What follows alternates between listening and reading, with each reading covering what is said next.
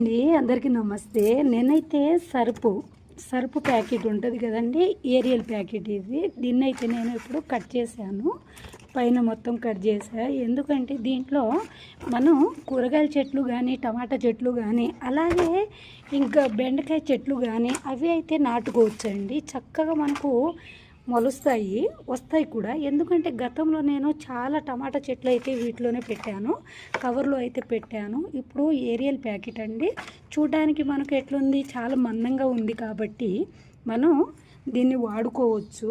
ఎక్కువ రోజులు ఉంటుంది కూడా పాడవకుండా.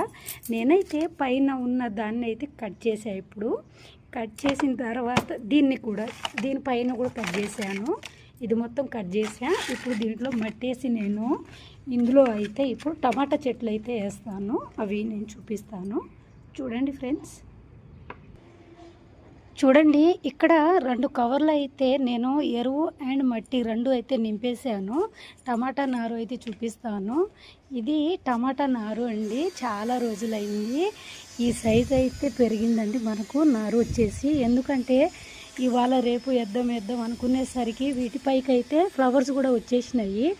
ఇది వచ్చేసి టమాటా చెట్టు చూడండి, ఇది కవర్లో పెట్టాను కదా, ఇది వచ్చేసి బాగా హైట్ పెరిగింది అనేసి దీంట్లో అయితే పెట్టాను.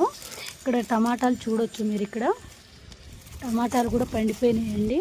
చాలా టమాటాలు అయితే కాసాయి ఈ సంవత్సరం మనకు. చూడండి ఇదంతా నారు. ఈ నారుని ఇప్పుడు నేను ఇందులో అయితే వేద్దాం అనుకుంటున్నా. ఫ్లవర్ కూడా వచ్చేసింది, పూత కూడా వచ్చేసింది. చూడండి ఇప్పుడు మనం వీటిలో అయితే వేస్తున్నాను. చూడండి 2 లేక 3 చెట్లు అయితే పెట్టాను, నారు అయితే ఇందులో వేసేసాను. మనకు ఈ నారు ఎలా వచ్చిందంటే, ఇందులో ఉన్న టమాటాలు పండిపోయినప్పుడు నేను ఇందులోనే మళ్ళీ పడేస్తూ ఉంటాను. ఇలా గింజలు తీసి అలా పడేస్తూ ఉంటాను. కాబట్టి మనకు ఇదంతా నారు వచ్చేసిందండి.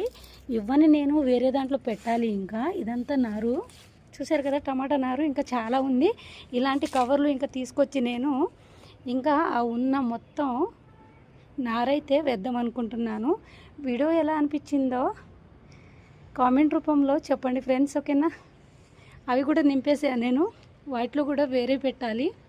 ఓకే, నచ్చితే లైక్ చేయండి, షేర్ చేయండి, సబ్స్క్రైబ్ చేసుకోండి friends. Thank you for watching. Bye.